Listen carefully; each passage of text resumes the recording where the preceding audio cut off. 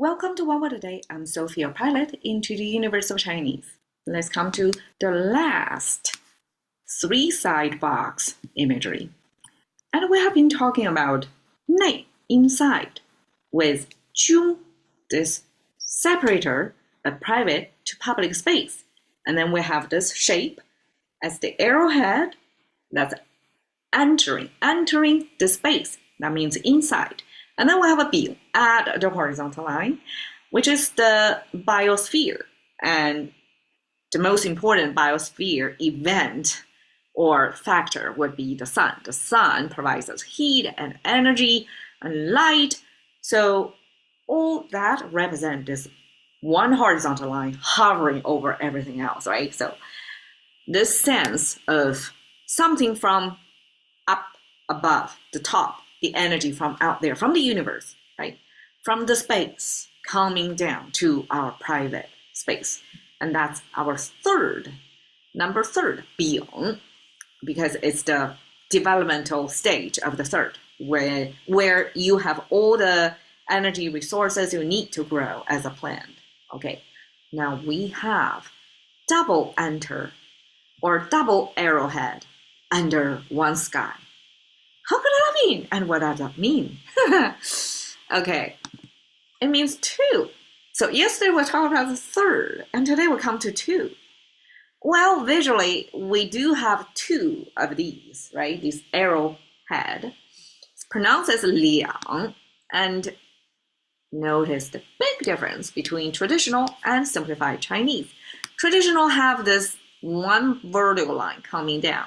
And we have the same structure in rain, the structure, the Chinese character rain. Simply replace this with two dots, that's raindrops, and have the sense of the heaven coming down to us in the form of raindrops coming to our personal space or the space we live in. So in this case, we do have this heaven coming down to us, but it comes down in pairs, two of those coming down. And this comes to the, I guess, poetic interpretation of things. This space, energy from the space coming down to our space in pairs of this entering represented by two arrowhead in there, I would view it as Chinese philosophical understanding of the world's opposing forces, like yin and yang. That's simply what, I guess, got known to the whole world. And that's super simplification of things, right? We just make this two sound similar but opposing things, the light and the shade, to represent different energy levels that are coming down at the same time. And there is this transformation between the two, right? Or oscillation or cycling of the two. Eventually, we reach a kind of a homeostasis that keep us from tilted or lopsided, lose our balance kind.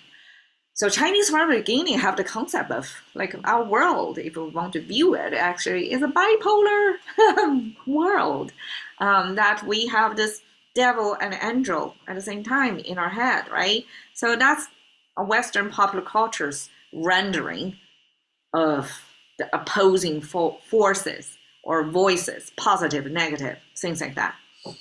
So Chinese visualize that as such, and we get it into, it's naturally deduced as number two. But it's not just one and two. The two are related. The two are actually opposing. The two actually is a twin, kind of, right? Even if they're arch rivals, but they come in pairs. So that's this two versus just two horizontal lines. That's heaven and earth, two different things, two different layers or concepts.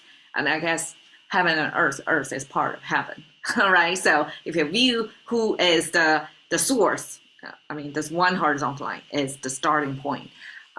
So in that view of this things come in pairs, and most likely opposing forces, we have these expressions to tell you. 半斤八两, 斤 is 10, 两 is the weight measurement. And 两 became a weight measurement simply because 两 have this equal opposing forces. And this concept apply perfectly to the scale, ancient times, right? With a stick, with a weight. And you have to make sure the two sides are equally weighted to level that stick. And this measuring that came from the two sides this twin forces on both sides of the pivot have to be equal, or fulcrum have to be equal. That naturally lends this liǎng, this twin, this two opposing into our weight measurement. And then we have 斤 and 两, 半斤八两 simply is 5 liǎng versus 8 liǎng. 5 versus 8. So we can view using the weight as our contemporaries' sense of perfection. So 半斤 means half, like a bottle half empty or half full. The sense of half is not full. It's only half point up there. So it's like 5 out of 10 versus 八两, 8 out of 10. So none of them are perfect. None of them are full. We give you the sense here, like imperfection against imperfection, not full versus not full. 5 versus 8 in terms of their weight to compare to humans, of course. When we talk about weight, we're talking about the weighting of humans. When we evaluate humans, like none of us are perfect. We often use this expression to say 半斤八两, meaning I'm not any better. All right. 两败俱伤, 2 opposing sides. 败 lose, 俱伤 both got injured. So this is a situation of lose-lose.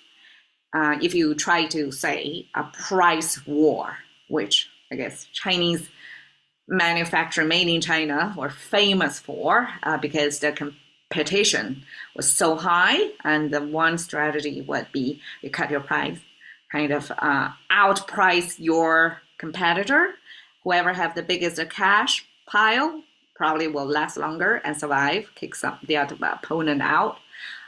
So this could be 两败俱伤 if not done right.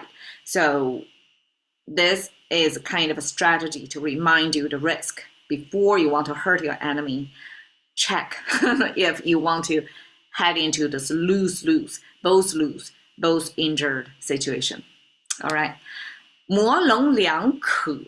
模 is an ancient mold made of wood, as we can see the wood symbol of there. 棱 is the edge on that mold. And 模棱两可 means on the edge. Okay, so let's picture, say, just a cube. This mold is in a cube shape. Any of the sides or the edges on that cube would be 两可, means that edge can be regarded as on this side or on that side.